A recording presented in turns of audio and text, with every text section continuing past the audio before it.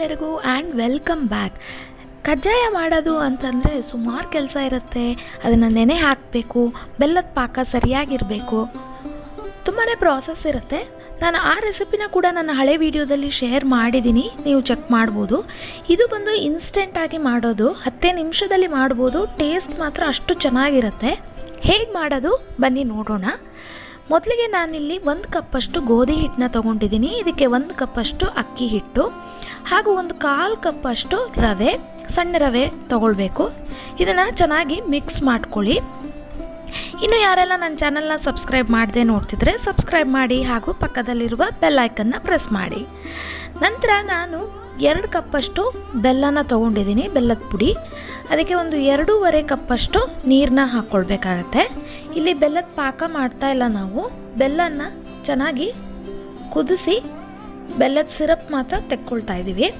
ನಾನಿಲ್ಲಿ ಆರ್ಗ್ಯಾನಿಕ್ ಬೆಲ್ಲ ತೊಗೊಂಡಿರೋದ್ರಿಂದ ನಾನು ಇದನ್ನು ಸೋಸ್ತಾ ಇಲ್ಲ.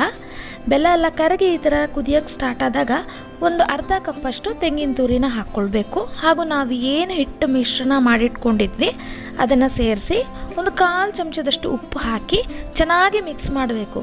ನೀವು ಮುದ್ದೆಗೆಲ್ಲ ಹೇಗೆ ಮಿಕ್ಸ್ ಮಾಡ್ತೀರಾ ಗಂಟಿಲ್ಲದೆ, ಆ ರೀತಿ ಇದನ್ನು ಮಿಕ್ಸ್ ಮಾಡ್ಕೊಳ್ಬೇಕಾಗತ್ತೆ.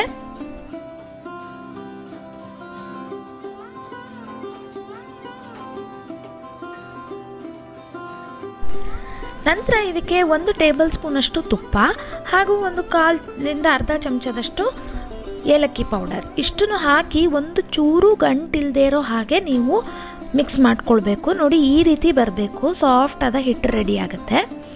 ಇದನ್ನು ಇನ್ನು ಸ್ವಿಚ್ ಆಫ್ ಮಾಡಿ 5 ನಿಮಿಷ ಹಿಟ್ಟು ತಣ್ಣಗಾಗೋದಕ್ಕೆ ಬಿಡಿ. ತುಂಬ ತಣ್ಣಗಾಗಬಾರ್ದು, ನಂತರ ಅದು ಡ್ರೈ ಆಗೋಗ್ಬಿಡತ್ತೆ. ಸೊ 5 ನಿಮಿಷ ಹಿಟ್ಟು ತಣ್ಣಗಾಗಬೇಕು. ಕೈಗೆ ಸ್ವಲ್ಪ ಎಣ್ಣೆ ಅಥವಾ ತುಪ್ಪ ಸವರ್ಕೊಂಡು ಸಣ್ಣ ಸಣ್ಣ ಉಂಡೆಗಳನ್ನಾಗಿ ಮಾಡಿಕೊಂಡು ನೀವು ಕಜ್ಜಾಯದ ಆಕಾರಕ್ಕೆ ತಟ್ಟಬೇಕಾಗತ್ತೆ. ತುಂಬ ತೆಳು ಕೂಡ ಇರಬಾರ್ದು, ಅದೇ ರೀತಿ ತುಂಬ ದಪ್ಪಗೆ ಕೂಡ ಇರಬಾರ್ದು. ನೋಡಿ, ಈ ರೀತಿ. ನಂತರ ನಾನಿಲ್ಲಿ ಬಿಳಿ ಎಳ್ಳನ್ನ ಮೇಲೆ ಉದುರಿಸ್ಕೊಳ್ತಾ ಇದ್ದೀನಿ, ಈ ರೀತಿ ಅಂಟಿಸ್ಕೊಳ್ತಾ ಇದ್ದೀನಿ. ಇದು ಫ್ರೈ ಆದಮೇಲೆ ಒಳ್ಳೆ ಟೇಸ್ಟ್ ಕೊಡುತ್ತೆ. ಇನ್ನು ಇದನ್ನು ಡೀಪ್ ಫ್ರೈ ಮಾಡ್ಕೊಳ್ಳೋದು. ಸಣ್ಣ ಉರಿನಲ್ಲಿ 2 ಕಡೆ ಕೆಂಪಗಾಗಿ ಕ್ರಿಸ್ಪಿಯಾಗಿ ಆಗೋ ತನಕ ನೀವು ಇದನ್ನು ಫ್ರೈ ಮಾಡ್ಕೊಳ್ಬೇಕಾಗತ್ತೆ.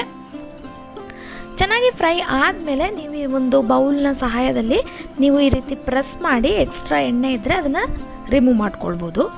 ತುಂಬಾ ಟೇಸ್ಟಿಯಾಗಿರುತ್ತೆ. ನೀವು ಟ್ರೆಡಿಷ್ನಲ್ ಕಜ್ಜಾಯ ಹೇಗೆ ಮಾಡ್ತೀರಾ, ಟೇಸ್ಟ್ ಹೇಗಿರುತ್ತೆ ಅದೇ ರೀತಿ ಬರುತ್ತೆ. ಖಂಡಿತ ನೀವು ಇದನ್ನು ಟ್ರೈ ಮಾಡಿ ಹಾಗೂ ನನಗೆ ಕಮೆಂಟ್ ಬಾಕ್ಸಲ್ಲಿ ತಿಳಿಸಿ ಹೇಗಿತ್ತು ಅಂತ.